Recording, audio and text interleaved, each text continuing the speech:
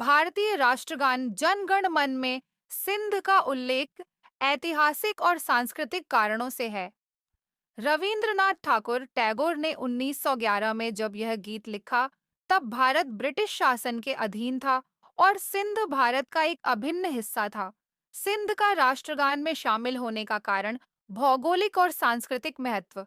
सिंध, जो आज पाकिस्तान का हिस्सा है, भारत के प्राचीनतम सभ्यताओं सिंधु घाटी सभ्यता का केंद्र था।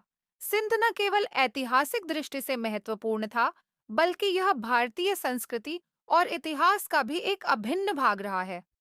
1911 का भारत राष्ट्रगान लिखे जाने के समय भारत की सीमाएं व्यापक थीं और इसमें वर्तमान पाकिस्तान, बांग्लादेश और अन्य क्षेत्र शामिल थे। इसलिए उस समय के भारत का प्रतिनिधित्व करते हुए सिंध का उल्लेख स्वाभाविक था। राष्ट्रीय एकता का प्रतीक। सिंध का जिक्र यह भी दर्शाता है कि यह गीत पूरे भारतीय उपमहाद्वीप की एकता और विविधता को मान्यता देता है। विभाजन के बाद सिंध क्यों बना रहा? 1947 में विभाजन के बाद सिंध प्रांत पाकिस्तान में चला गया, लेकिन भारतीय राष्ट्रगान में इसका उल्लेख बना रहा। इसके पीछे कई कारण हैं। ऐतिहासिक कनेक्शन।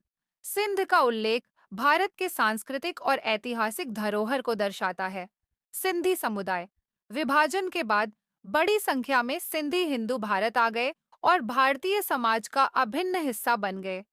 राष्ट्रगान में सिंध का बना रहना उनके सांस्कृतिक योगदान और बलिदान का सम्मान भी है।